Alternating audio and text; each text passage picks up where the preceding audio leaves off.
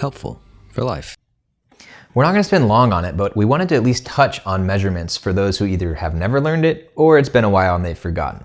Now, since Helpful for Life is based in the US of A, we're going to be using what is called the customary system. And so sorry in advance for all of you metric users out there. We'll talk about grams, meters, and liters another day. By the way, fun fact for you that I just figured out the other day, a US fluid ounce is actually about 4% bigger than a British imperial ounce. So take that, you former monarchs and rulers of our land. Ha ha! A quick note on liquids versus solid measuring cups. They're actually the same amount, but it's easier, more accurate, and more repeatable to use a liquid measuring cup for liquids and a solid measuring cup for solids. But we'll talk a little bit more about that later. So let's jump right on in with liquids. On your screen now, you'll see someone who you may be familiar with, and that's the Gallon Man, yay! Now, although it's a little bit silly, it is actually a pretty effective way to remember the different liquid conversions. And in case you ever forget the Gallon Man specifically, just touch yourself, because the Gallon Man is modeled after the human skeleton. So just like a gallon has 4 quarts, we have 4 limbs, and these are bones. 1, 2, 3, 4. And we'll show a skeleton on screen so you can see too. And just like every quart has 2 pints, the next part of your limbs have 2 bones. There's a bone here and a bone here. And then lastly for the Gallon Man, for every quart you have 4 cups, just like we have 4 fingers. Well, I mean, that's not counting the thumb, but I mean, who needs a thumb anyways? I mean, it's not a perfect comparison, but hopefully this silly little Gallon Man helps you remember some of the conversions. Now, if you go smaller than the Gallon Man goes, you've got 8 fluid ounces to a cup, you got 2 tablespoons to an ounce, and you have 3 teaspoons to a tablespoon. And also you have fractions of a cup and fractions of a teaspoon or a tablespoon because yay, customary. A quick tip for you.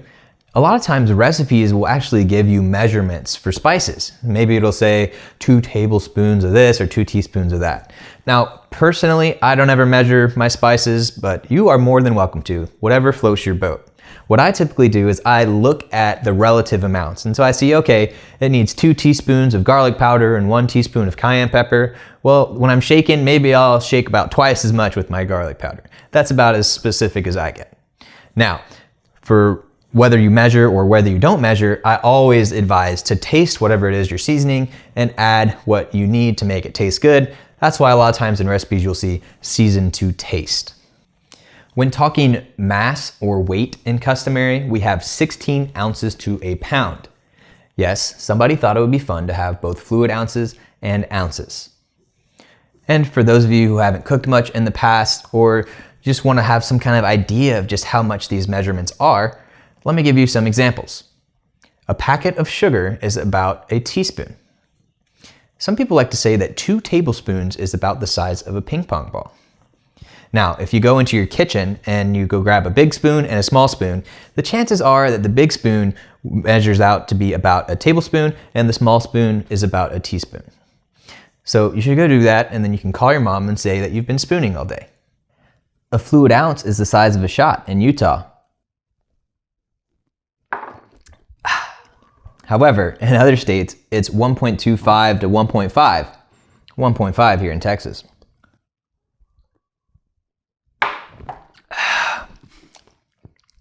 That's a whole ½ ounce you're missing out on there. I'm sorry, Utes.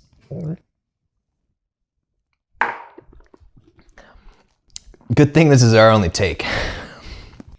A standard teacup filled all the way to the brim is about a cup. And pints are a little easier for me to remember because that's the size that draft beer is often served in at bars. Oh, and for whatever reason, those small little cartons of milk that you got in elementary school or at the donut shop, those were marketed as half pints instead of cups. Not sure why though. Ice cream is commonly sold as a quart, although the real champions buy it in half gallons and gallons. And just so you can see what some of those measurement tools look like, here's a cup, here's a tablespoon, and here's a teaspoon. Here's a conversion chart for those of you who prefer to see it this kind of way.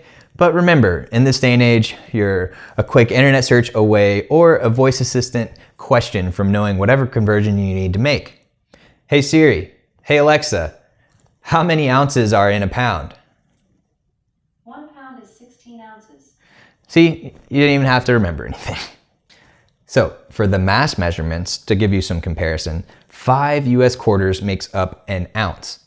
Yes, a quarter makes up a fifth of an ounce. Interesting. A soccer ball weighs about a pound. And in the food world, things like dried spaghetti and butter are sold in the pound. To wrap it up, I'll mention that weight is a much more accurate and precise way to measure things than volume is, at least at home.